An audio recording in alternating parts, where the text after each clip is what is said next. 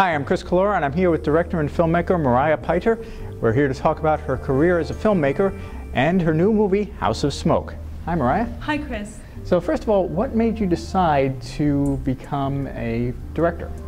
I started working on sets in Russia, and at that time I was taking every opportunity. So I started as a production assistant, and then I moved and was doing assistant director jobs, but at the same time I was taking opportunity to be a host on TV.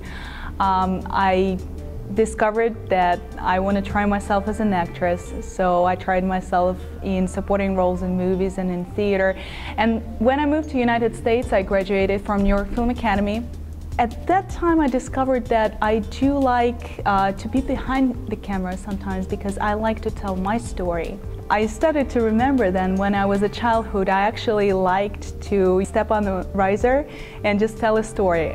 Of course, at that time, my only audience were my family and friends, but that was okay. You cannot forget your passion, right? So I came back to that, and I'm graduating from UCLA directing certificate the next year. I have my secret notebook, where I keep all my ideas. I want eventually to become feature films. And I just know this is my passion, because I'm willing to dedicate my life to master this skill and to bring those ideas to the screen.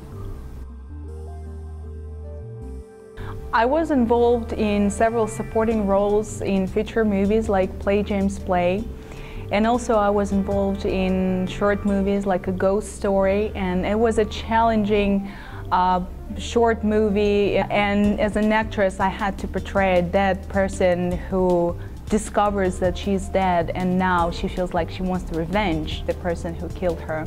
That was challenging. As for directorial works, I always getting inspired by classic stories, like classic love and death stories, and I do believe that all in this universe is about love and about death. And I do love Master and Margarita story, Antony and Cleopatra, Romeo and Juliet, Bonnie and Clyde, Little Mermaid, you name it, it's about love. I also enjoy watching and making experimental movies, and I do like to experiment with characters. For example, my short movie, Born to be Wicked, is a movie about an abandoned doll who regains consciousness and discovers pleasures of being alive, as well as pleasure to be wicked. Or sometimes I have inspirations from different characters, like my little mise-en-scene, The Soup, which portrays and features Charlie Chaplin.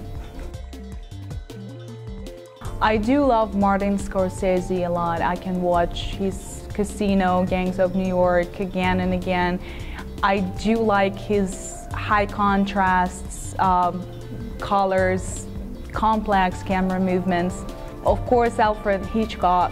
His work, his movies is a mixture of noir, comedy, suspense, blood. And what's good about his movies is his character is never safe, and that's what really drags you into the story. Russian cinematography has a great history. Among my favorite Russian directors are Sakharov. He brought to the screen one of my favorite stories, Faust.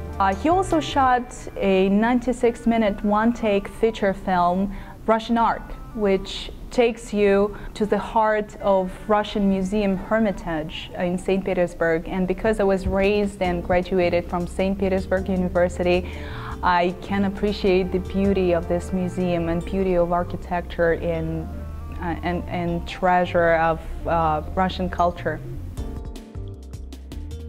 Psychological thriller is one of my favorite genres, and one day I was sitting in the library and reading the analysis for Eyes Wide Shut, Stanley Kubrick movie, and I discovered that his screenplay was based off the story of Arthur Schnitzler. He was the novelist of the beginning of the 20th century. So I picked up his book and I read several stories, and I absolutely fell in love with the story The Dead Are Silent. It's a very simple story. It's seemingly simple, but it's a lot of behavioral aspects to it. And I couldn't help it, but I started writing a script the same day. Emma, who is the main heroine, she's in a relationship with her lover, but she's having a husband, so she's a cheating wife. And it's a classic triangle. It's a very down-to-earth story, but it's also a lot of psychology behind it. In my opinion, talent doesn't have a gender. It's personality what makes it. For me, as a director, I have to have my vision in order to bring it to life. That's what makes a difference. I think in the end of the day, it's all about human being. It's all about human nature. Some directors gravitating towards entertainment mostly, and that's understandable because it's business. Some directors creating masterpieces when you're leaving after the movie and you want to think about it again and again. And it even may change something in you, and this is the value of cinema.